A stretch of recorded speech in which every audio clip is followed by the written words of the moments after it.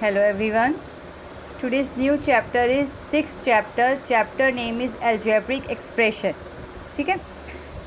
What is the meaning of algebraic expression? आज हम इसको रीड करेंगे और इसमें जो कांस्टेंट होते हैं, वेरिएबल्स होते हैं, जो जितनी भी टर्म्स इसमें यूज़ होती हैं, like terms, unlike terms, coefficients, आज हमें सारे इसको क्या करेंगे, एक्सप्लेन करेंगे. Okay, now let's start. algebraic expression. Please focus on the line which I underline. Okay, algebraic expression, the combination of letters and number. algebraic expressions क्या होते हैं? combinations होता है किसका, letters का, numbers का. इसके साथ क्या होंगे, letters भी होंगे एंड numbers भी होंगे और letter भी होंगे. ठीक है, ज़रूरी नहीं है कि x में होगा, ये भी हो सकता है. ठीक है, कम्बिनेशन हो गया ना किसका, लेटर्स भी हैं इसके अंदर और नंबर्स भी हैं. Okay, the letters use to represent unknown value. जो लेटर्स होते हैं यानी A B C D F जो भी ये सारे हैं, ये क्या हैं, लेटर्स हैं. ये क्या रिप्रेजेंट करते हैं, unknown values are called variables. वो शो करते हैं जिसकी वैल्यू हमें पता नहीं है. कई बार एक्स की वैल्यू क्या होती है, 7 भी आती है, कई बार हमें पता नहीं होती क्या वैल्यू आ रही है, अननोन वैल्यू, उसको हम क्या कहते हैं, वेरिएबल्स. कई बार आपने क्वेश्चन देखा होगा, कहा जाता है कि find the value of x, find the value of y, find the value of z. These are the unknown values, so these are the called variables. Okay, and the numbers with known value, जो हमें value already पता होती है, उसे हम क्या कहते हैं, कांस्टेंट. लेटर्स तो हो गए. अब हम बात करें नंबर्स की, जैसे 5, 7, 9, 10, ये सब क्या हैं, कांस्टेंट होते हैं. ठीक है, अब नेक्स्ट पे चढ़ते हैं.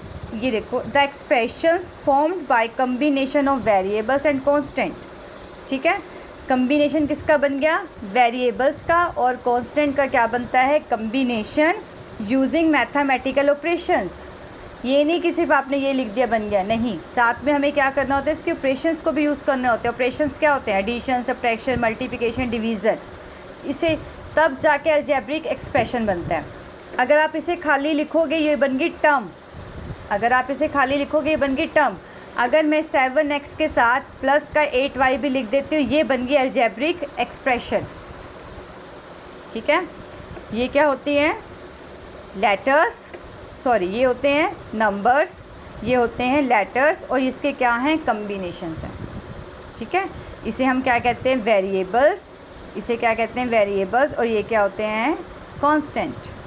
क्या होते हैं ये, वेरिएबल्स, और ये क्या होते हैं, कांस्टेंट. ठीक है, और ये सब इनका क्या होता है, कम्बिनेशन होता है, और जिससे हम क्या करते हैं, ज़रूरी नहीं है कि सिर्फ प्लस का साइन, भी किसी और का भी साइन यूज़ कर सकते हैं. जैसे मैंने लिख दिया 8xy माइनस 7ab, कोई भी साइन यूज़ कर सकते हैं.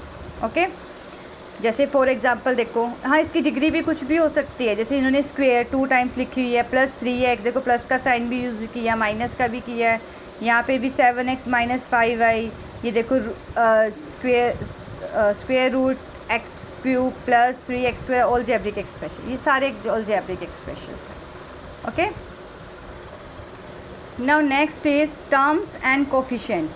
ठीक है, अब हम टर्म्स और कोफिशिएंट की बात करते हैं.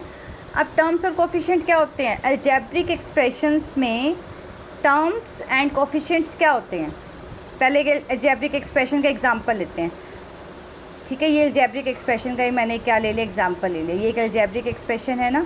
ठीक है, a term is a constant और अ वेरिएबल. जो टर्म है एक वेरिएबल भी हो सकती है, कांस्टेंट भी हो सकती है. ठीक है, और अ प्रोडक्ट ऑफ कांस्टेंट और वेरिएबल, दोनों का प्रोडक्ट भी हो सकती है, कुछ भी हो सकती है. For example in the line, ये देखो 7x स्क्वायर वाई प्लस 5, ये देखो खाली 5 है, इसका मतलब ये कांस्टेंट है. ये किसका प्रोडक्ट है, कम्बिनेशन किसका प्रोडक्ट बना है, कांस्टेंट भी है इसके अंदर, वेरिएबल्स भी हैं. ठीक है, तो इनको हम अगर अलग अलग करें, ये 7x स्क्वायर वाई को मैं अलग कर रही हूँ और ये 5 को अलग कर रही हूँ. ठीक है, तो अब ये क्या बन गई, टर्म्स होगी. यानी इस अलजेब्रिक एक्सप्रेशन में ओनली 2 टर्म्स यूज़ हुई हैं. फर्स्ट टर्म ये यूज़ हुई है और सेकंड टर्म ये यूज़ हुई है. क्लियर. और 7 क्या है, कांस्टेंट टर्म है. एक्स स्क्वायर वाई स्क्वायर क्या, सॉरी वाई क्या है, ये वेरिएबल्स हैं. आपको ये करने से पहले आपको ये सारे क्लियर होना चाहिए, वेरिएबल्स, कांस्टेंट, ये आपको क्लियर होना चाहिए बस. ठीक है, अब बात करते हैं कोफिशिएंट की, the constant multiply with variable.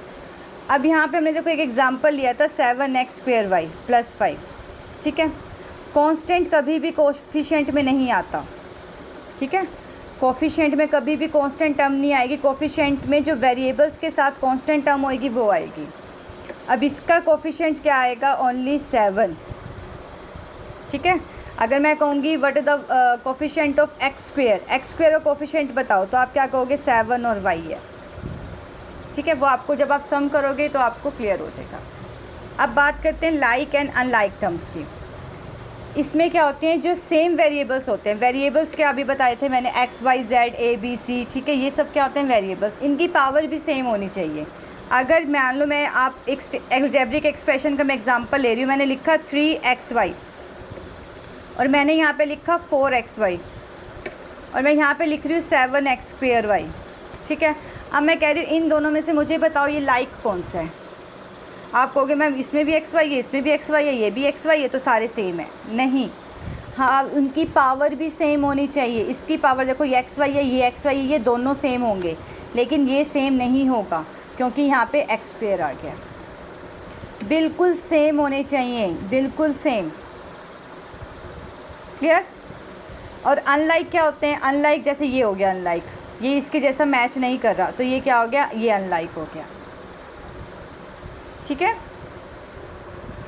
अब नेक्स्ट टर्म है हमारे पास after algebraic expression, polynomial.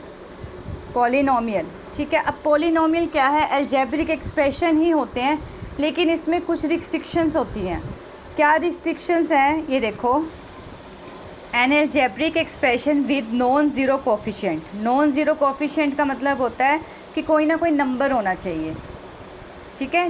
Non zero यानी ज़ीरो नहीं होना चाहिए, कोई नंबर होना चाहिए, जैसे 5 6 7 8 9 10, कुछ ना कुछ नंबर होना चाहिए, ठीक है। And variables having non negative integers as exponent, ठीक है। जो पावर होती है, जैसे ये 2 है ना, ये तो पॉजिटिव है तो ये चल जाएगा। अगर ये x-2 होता ये नहीं चलेगा, ठीक है। नॉन नेगेटिव बोला, नॉन नेगेटिव यानी नेगेटिव नहीं होना चाहिए, यानी जैसे ये, ठीक है, is called polynomial. For example जैसे 9x² है प्लस 3/2x है प्लस y, ये चल जाएगा।